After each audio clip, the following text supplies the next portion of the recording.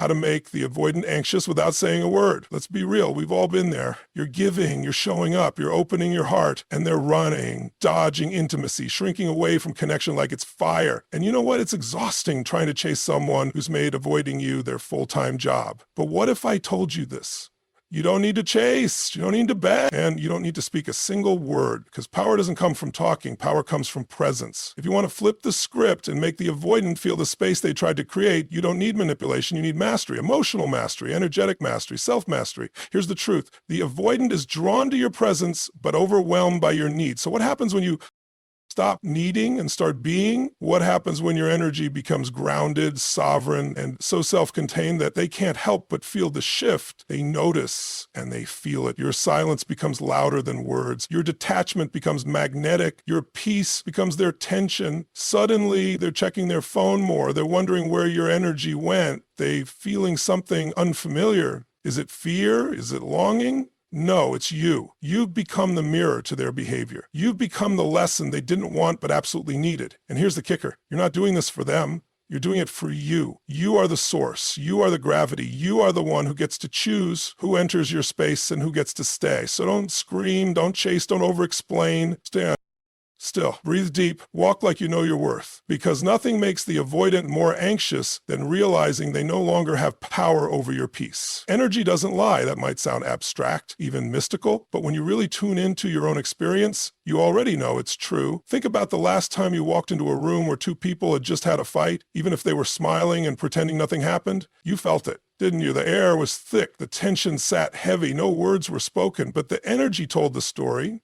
That's because at a deep level, we are constantly reading each other's energetic signals, even if we're not conscious of it. And this is where your power lies, especially in relationships where someone like an avoidant is pulling back. When you're emotionally chasing, someone who avoids intimacy, even if you don't say a word, they feel it. Not because you said, I miss you, not because you double texted, but because your energy is reaching out toward them like a hook, trying to pull them closer. That invisible pressure, they feel it, and the more they feel it, the more they back away. Not because you're doing something wrong, but because your energy is giving off the vibration of lack, of need, of pursuit, and the avoidant nervous system, which is wired to see closeness as a threat, senses it like radar. Their guard goes up, they create distance, they protect their space. But the beauty of energy is it can shift. It's not fixed. And the moment you stop reaching, the moment you redirect your focus inward instead of outward, they feel that too. Suddenly, the thread that was pulling on them is cut. The air clears. You're no longer energetically leaning forward. You're standing upright, grounded, maybe even leaning back. You're in your body, you're in your breath. You're not chasing, not even in thought. And now the avoidant, who's been so busy running, starts to feel the absence of that invisible pressure. And that absence doesn't feel like relief. It feels like something's off, something's missing. What happened to the person who was always emotionally available, always there, always sending energy their way, making it easy for them to take space without ever having to feel the weight of losing you? Now, without you reaching, they're left alone with their own thoughts, their own doubts, their own discomfort. You didn't do anything. You didn't speak. You didn't push. You just shifted your energy, and that's why energy is louder than words, because it bypasses logic and hits straight at the emotional body. It's felt before it's understood. They may not even be able to explain why they're suddenly checking your social media more or feeling uneasy or wondering what changed, but they feel it and it's powerful. What makes this even more effective is when your energetic shift is authentic, not a performance, not pretending to be detached while secretly obsessing, but a real return to self, a true reclaiming of your energy, your time, your emotional bandwidth. When you start to pour into yourself instead of pouring out toward them, you light up in a different way. You vibrate higher. Again, even without a word, they feel that shift because energy communicates intention. Think of two people sitting in silence. One is sitting in resentment, fuming inside. The other is sitting in calm peace. From the outside, they both look quiet, but anyone who walks into the room will feel which energy is present. That's how sensitive we are to the emotional field. So if you're around someone who's avoidant and you want them to feel the shift, it begins with you taking your power back, not by confrontation, but by subtle transformation. You start to show up differently, not with more effort, but with less need, less pull,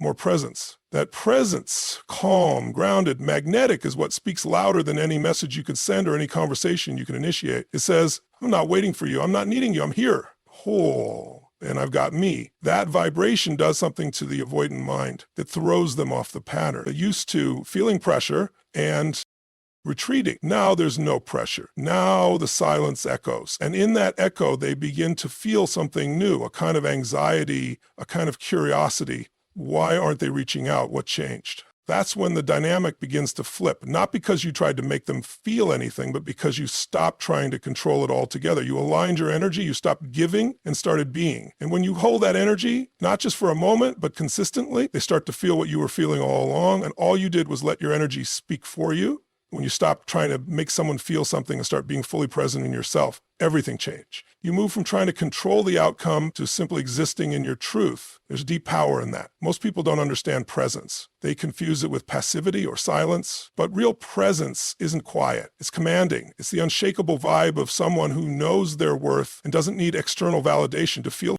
complete. And when you're in that space, you don't have to pressure anyone into showing up. Your energy already does the work. When you're constantly reaching, explaining, over-communicating, or trying to bridge the emotional gap for someone else, especially someone who is avoidant, what you're actually doing is giving away your power. You're signaling on a subconscious level that you don't trust your own value enough to just be, that you feel you have to earn love, remind them to stay, convince them you're worth it. That energy can feel desperate even if you think you're being caring or attentive. And avoidance, they pick up on that immediately. It makes them feel cornered, like they have to escape before they lose their autonomy. But when you shift out of performance and into presence, the game changes completely. You stop trying to change them. You stop trying to create connection where none is flowing naturally. You stop managing the emotional dynamic. And in that stillness, where you're no longer efforting, they feel something far more impactful than pressure, the absence of it. Because pressure pushes people away. Presence, on the other hand, invites them in. It doesn't demand, it doesn't chase, it doesn't force. It simply is, and in that isness, there's power, there's calm, there's confidence. People can't connect with you authentically if your energy is constantly tugging on them. And that tug can show up in so many ways, through constant checking in, emotional reactivity, or over-explaining your intentions. But none of that leads to real intimacy. Real connection comes when you're able to be fully in your body in the moment, trusting that you are enough without needing anything in return. That's what presence looks like. Think about the people you felt most drawn to in your life, not because of what they did or said, but because of how they made you feel. Chances are they had a groundedness to them. They didn't try to convince you of anything. They were just there, fully in their skin, fully in their energy. That's what you remember. That's what lingers. That's the frequency you feel long after the conversation ends. Presence is magnetic because it creates space, and space is where the other person gets to choose you freely. Not from pressure, not from obligation, not from guilt, but from a genuine internal pull. That's the only kind of connection that lasts anyway, one that's chosen, not forced. So when you stop pressuring and start embodying your own energy, the avoidant feels it, not because you told them you're done chasing, but because you actually are. Your body, your vibe, your responses, they all align. You're no longer anticipating their next move. You're not bracing yourself for the push-pull. You're just there, breathing, focused on your own energy. And that's when they feel the shift. That shift is powerful because it disrupts the dynamic they're used to. They're used to being pursued, being emotionally fed without having to ask. But now the energy is neutral. Now they have to come toward you. Now the space is open. Instead of feeling pressured, they feel curiosity. They start to wonder what's changed. They feel the lack of expectation, and it unsettles them in a way that makes them pay attention. And what's most important is that this isn't about playing games. You're not pretending to be detached. You're not withdrawing love. You're simply no longer using your energy to try and control someone else's behavior. You're focused on you. You're in alignment with your value. You're choosing presence over pressure because presence doesn't ask for anything. It offers everything without needing to hold on. And ironically, that's what makes people want to come closer. That's what stirs something real in them. Not the words, not the effort, just the quiet, grounded truth of someone who knows their worth and doesn't need to prove it. Neediness is one of the most magnetic forces in the wrong direction. It may seem like you're showing care or love, but in reality, it sends a message that undermines your own value. When you are emotionally needy, it's not that you don't deserve love or connection, it's that you're giving off a vibration that communicates, I don't have enough within myself. It's a call for validation, but it's wrapped in the wrong energy. It's not confidence, it's insecurity, it's dependence rather than interdependence. The moment that need becomes the center of your energy, people begin to feel it, and those who are emotionally avoidant are particularly sensitive to it. The reaction is often to retreat even more. Neediness can show up in many ways. It can be in the constant reaching out for reassurance, always wanting to know where they stand, needing them to tell you that everything is okay. It's the way your emotional well-being is tied to their responses, their affection, or their presence. The more you lean on them for your sense of security, the more it creates a power imbalance, and that's when things start to break down. On the other hand, power is magnetic because it signals that you are whole without the other person. It doesn't mean you're indifferent, cold, or uncaring. It simply means that you are grounded in your own sense of self, so you don't need someone else to complete you. You're already complete. When you stop trying to get something from someone else, your energy shifts from need to fullness. You no longer seek their validation, and because of that, they start to feel the absence of that pull, that constant emotional neediness. They feel your power in the space you hold. When you no longer need them, your energy shifts. You stop making them the center of your world. You stop seeking constant confirmation or approval from them. Instead, you begin to pour your energy into yourself. You stop texting them when you're uncertain. Stop asking for reassurance when you're feeling insecure. You become more self-reliant. That shift doesn't just benefit you. It changes the entire dynamic of the relationship. The avoidant who once felt overwhelmed by your needs suddenly feels the change. They notice that you're not anxiously checking your phone for their message, not emotionally responding to every word they say. They feel less pressure to provide you with constant affirmation. And the strange thing is, this absence of need actually creates space for them to reconsider. The more you release your emotional dependence, the more you become the source of your own validation. It's no longer about whether they choose you, it's about whether you choose yourself. The more you value your own worth, the less you seek validation externally. You realize that you don't need to chase them for love, attention, or approval. The love you give yourself is enough. And when that happens, everything shifts. The avoidant who once felt suffocated by your emotional need now feels a freedom they didn't expect. Their anxiety decreases because they no longer feel the weight of being responsible for your happiness. The less you need them, the more you attract them. But it's not about attraction in the way you think. It's not manipulation. It's simply the way energy works. When you give off the energy of wholeness, people are drawn to that. They are drawn to the person who is centered, who is at peace with themselves. It's a powerful force that doesn't require any action, just a shift in how you show up. This shift also helps you set healthier boundaries. When you no longer need someone to behave in a certain way, you're no longer as affected by their actions. Your emotional state isn't tied to their behavior. You create space for them to make their own decisions, free from the pressure of your neediness. And because of this, your interactions are no longer clouded by the need for approval or attention. They become more authentic based on mutual respect and connection rather than emotional dependence. This transformation in energy has the potential to disrupt old patterns and create a new space for the relationship to grow, but also serves as a vital reminder of something even more important: the power of self-worth. By releasing the need for external validation, you step into your own power, and that power is magnetic because it is not dependent on anyone else.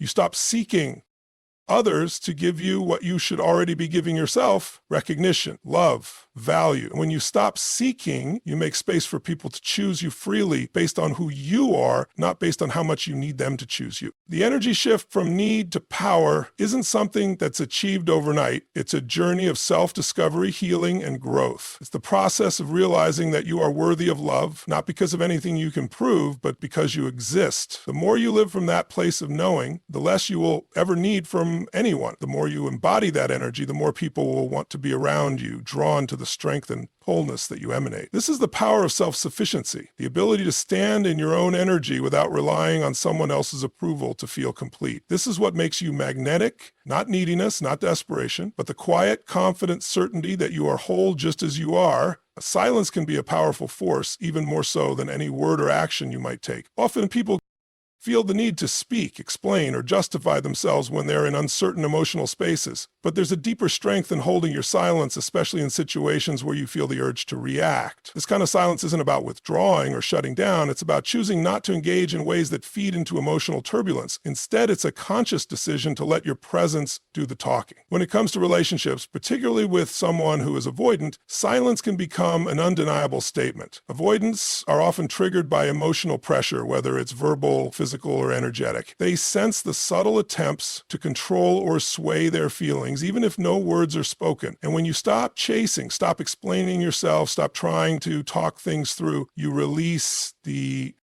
tension that they might otherwise feel from being cornered into closeness. Silence doesn't mean that nothing is happening, though. In fact, is one of the most communicative actions you can take. When you withdraw from the constant need to be in contact, to constantly reassure them, you're actually sending a message far louder than words could ever do. You're telling them that you are complete without them. You're showing them that their attention isn't necessary for you to feel whole. This kind of non-reactive silence speaks volumes to an avoidant because it's unfamiliar. It shakes up their default mode of distancing themselves. When they don't hear from you as often, or you don't fill the space with words or actions, they feel the void, and in that void, they are forced to confront something they've been avoiding. Their own feelings, their own uncertainty about the relationship. For many avoidants, their strategy is to maintain distance, to keep from being overwhelmed. They get anxious when they feel their boundaries being pushed, and any hint of emotional need often triggers that flight response. But silence creates a different dynamic. It's not a game. It's not manipulation. It's just a return to self-respect and emotional autonomy. It's a decision to stop reacting from a place of anxiety or urgency and instead to simply exist without needing to fill the silence. And that's when the avoidant starts to question what's changed. What silence does is make them examine their own behavior. When you're constantly emotionally available, they might take your attention for granted. They might feel like they can come and go as they please, knowing you'll always be there. But silence interrupts that pattern. It interrupts the cycle of emotional push-pull. It forces them to feel the discomfort of not being able to control the flow of the relationship. And that discomfort isn't something they're used to, especially if they've been accustomed to the constant validation and reassurance you gave. Now they have to sit with their own emotions. They have to acknowledge the space you've created. In that moment, they might realize they miss you, or they might realize something about their own fears or reluctance to engage. Ultimately, silence creates room for them to choose. It removes the pressure, the sense of urgency. It doesn't demand action or response. It simply lets things unfold naturally. And that's where real connection begins, not from the constant verbal engagement or effort, but from the quiet strength of allowing things to breathe. The beauty of silence is that it allows the other person to come to their own conclusions, free from manipulation or influence. It creates space for them to examine their feelings and choose from a place of clarity, not desperation. This is the power that comes from holding your peace. It's the power to let your energy speak for you without the need for words. When you stop chasing someone, you create a shift in the entire dynamic of the relationship. The moment you stop seeking validation from someone else, especially an avoidant person, something subtle but powerful begins to happen. The avoidant, who is often used to retreating or withdrawing from emotional intensity, suddenly feels the absence of your emotional pursuit. And in that absence, they feel something new: curiosity, discomfort, or even anxiety. It's not that you've done anything overtly dramatic. It's not that you've suddenly changed your behavior to manipulate them. Instead, is that you've created space, and that space forces them to confront something they've been avoiding, their own feelings. You see, the avoidant's default reaction to emotional pressure is to pull away. They find comfort in keeping their distance, often because they associate closeness with vulnerability or loss of control. When someone is constantly chasing them or reaching out, it feeds their desire to maintain emotional space. The more you give, the more they pull back. It's a predictable cycle, but one that changes when you stop feeding into it. Now, when you stop chasing, something different happens. The avoidant feels that absence. They feel the shift in energy, the sudden lack of emotional push. And what do? They may start checking in more, or they might begin wondering what happened. They begin to feel the void you've left and start questioning it. It's not that they suddenly crave your attention. It's more that they are conditioned to seek emotional validation and reassurance. And when you stop providing it, it stirs something unfamiliar in them. It disrupts their normal patterns, and now they're the ones with questions, unease, and perhaps even a sense of longing. This shift is incredibly powerful because it creates an emotional dissonance for the avoidant. They no longer know how to respond to you in the same way. They can't retreat to their old ways of pulling away because you're no longer giving them the emotional fuel they once relied on. They start to question their own emotional state. Why aren't they reaching out anymore? What's different? What does this mean about us? And in that questioning, they feel the anxiety of not knowing where they stand. For the first time in the dynamic, they are no longer in control. The emotional space has shifted, and it forces them to consider their own actions and feelings. It's important to recognize that this shift doesn't mean you've manipulated them or even played a game. This isn't about creating false tension. This is about creating genuine emotional space. It's about stepping back, choosing not to engage in the emotional drama and letting the relationship evolve naturally. When you stop chasing, you're choosing to honor your own energy, your own needs, and your own peace. You're no longer trying to make them feel something or rush them into emotional clarity.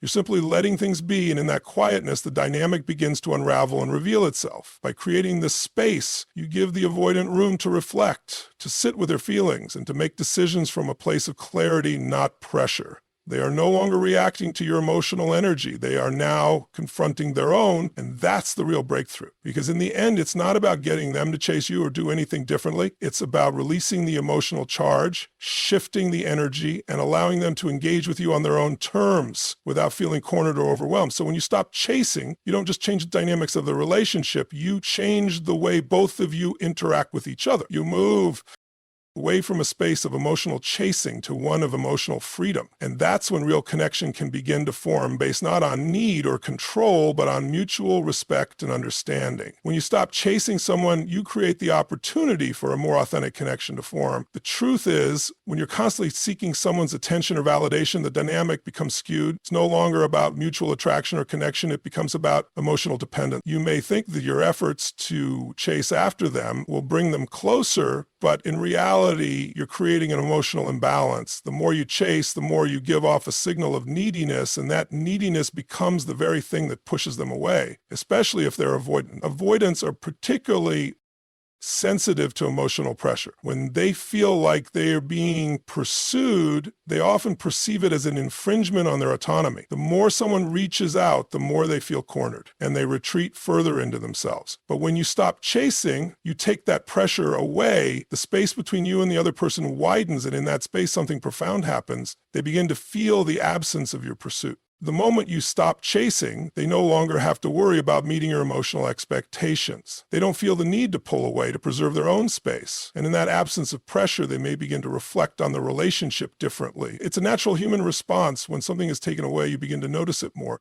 If they've become accustomed to your attention, your emotional availability, your chasing behavior, suddenly not receiving that can trigger a feeling of loss or even curiosity. They might begin to wonder, why aren't they chasing me anymore? What's changed? That is when their feelings previously buried under the layers of avoidance start to surface. This shift in energy doesn't happen overnight, but it is powerful when it does. The more you stop chasing, the more your emotional independence becomes apparent. You no longer need their validation or attention to feel secure. Instead, you cultivate your own sense of self-worth and emotional balance. This is not about playing a game or manipulating the other person. It's about reclaiming your own energy and learning to stand in your own truth. When you're no longer giving away your emotional power to chase someone else, you start to feel more grounded and authentic in your own experience. The key here is that by stopping the chase, you actually stop running after validation and start focusing on your own needs and desires. This subtle shift in focus causes you to become more self-sufficient emotionally. You begin to realize that your value isn't tied to their responses, their love, or their attention. You become more whole within yourself, and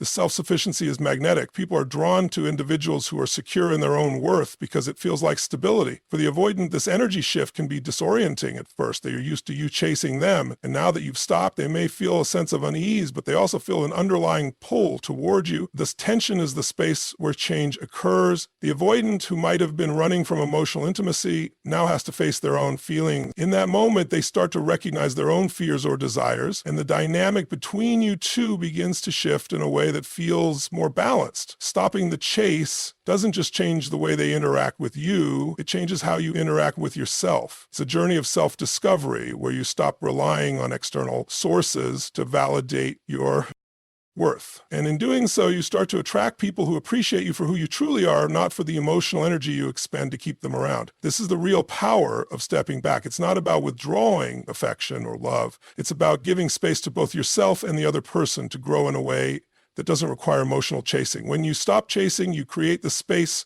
for real connection to emerge. In the end, the key to making an avoidant anxious without saying a word is not about manipulation or strategy. It's about changing the energy you bring into the dynamic. It's about choosing presence over pressure, power over neediness, and silence over pursuit. By shifting your own energy, focusing on your own value, and creating space for both you and the other person to grow, you disrupt the Familiar patterns of emotional push and pull. You stop chasing, stop validating your worth through someone else's approval, and in doing so, you create an environment where true connection can form. When you stop trying to control the other person's emotions, you allow them to confront their own feelings and desires, and in that moment of vulnerability, they are faced with a new choice, a choice to engage authentically, free from pressure. And the beauty of this is that over time, this shift can lead to a deeper connection, one built on mutual respect and understanding rather than emotional dependence or manipulation. Thank you for your time and attention today. I appreciate you being here, and I hope this message has sparked some new insights and reflections in your life. Remember that true connection starts with understanding and honoring your own energy. Keep that at the forefront of everything you do, and you'll be amazed at the shifts that unfold. Goodbye for now, and take care.